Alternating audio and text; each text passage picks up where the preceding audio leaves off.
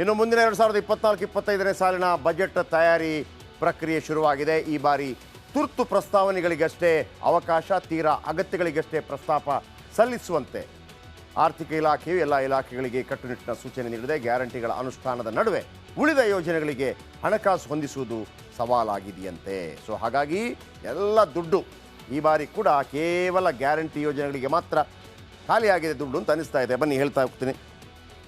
ಮುಂದಿನ ಬಜೆಟ್ ಗಾತ್ರ 3.70 ಲಕ್ಷ, 3,70,00,000 ಕೋಟಿ ಇರುತ್ತದಂತೆ. ಕಳೆದ ಬಾರಿ 3.27 ಲಕ್ಷ ಕೋಟಿಯ ಬಜೆಟನ್ನು ಸಿದ್ದರಾಮಯ್ಯನವರು ಮಂಡಿಸಿದರು. ಸಾಲದ ಪ್ರಮಾಣ 1 ಲಕ್ಷ ಕೋಟಿ ದಾಟುವ ಸಾಧ್ಯತೆ ಇದೆ. ಬಹುತೇಕ ಇಲಾಖೆಗೆ 5% ಹೆಚ್ಚು, 5% ಹೆಚ್ಚು ಅನುದಾನ ಸಿಗಲ್ಲ. ಬಜೆಟ್ ಗಾತ್ರ ಹಿಗ್ಗಿದ್ರೂ ಬಹುಪಾಲು ಮೊತ್ತ ಗ್ಯಾರಂಟಿಗೆ ಮೀಸಲು. 5 ಗ್ಯಾರಂಟಿಗಳಿಗೆ ಬರೋಬ್ಬರಿ 58,000 ಕೋಟಿ ರೂಪಾಯಿ ವೆಚ್ಚವಾಗುತ್ತೆ. 58,000 ಕೋಟಿ ಅದನ್ನು ಸರಿದೂಗಿಸೋಕೆ ಹಿಂಗೆ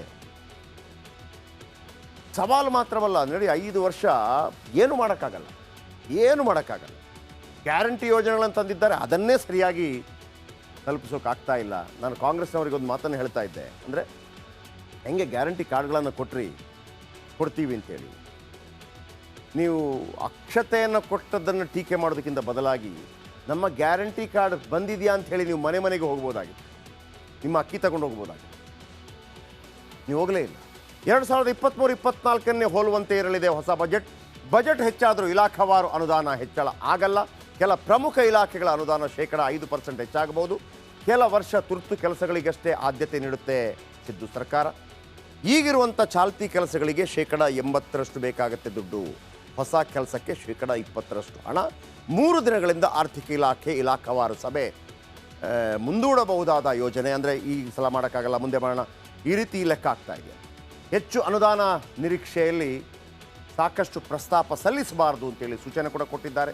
ತುರ್ತು ಅಗತ್ಯವಿರೋ ಪ್ರಸ್ತಾಪವನ್ನಷ್ಟೇ ಸಲ್ಲಿಸೋದಕ್ಕೆ ಸೂಚನೆ ಕೊಟ್ಟಿದ್ದಾರೆ. ಸೊ ಹಾಗಾಗಿ ದೊಡ್ಡ ನಿರೀಕ್ಷೆಗಳು ಖಂಡಿತವಾಗಲೂ ಈ ಬಾರಿ ಬಜೆಟ್ನಲ್ಲಿ ಇಲ್ಲ. ಬಂದ ದುಡ್ಡೆಲ್ಲ ಗ್ಯಾರಂಟಿ ಯೋಜನೆಗೆ ಬೇಕು. ಸಿದ್ದರಾಮಯ್ಯನಂಥವರು 13 ಬಾರಿ ಬಜೆಟ್ ಮಂಡಿಸಿದಂಥವರು, ಅವರಿಗೆ ಇದನ್ನು ಮ್ಯಾನೇಜ್ ಮಾಡೋಕ್ಕಾಗ್ತಾ ಇಲ್ಲ ಅಂತಂದರೆ ಬೇರೆ ಯಾರಾದರೂ ಆಗಿದ್ದಿದ್ರೆ ರಾಜ್ಯದ ಪರಿಸ್ಥಿತಿ ಹೇಗಿರ್ತಿತ್ತು?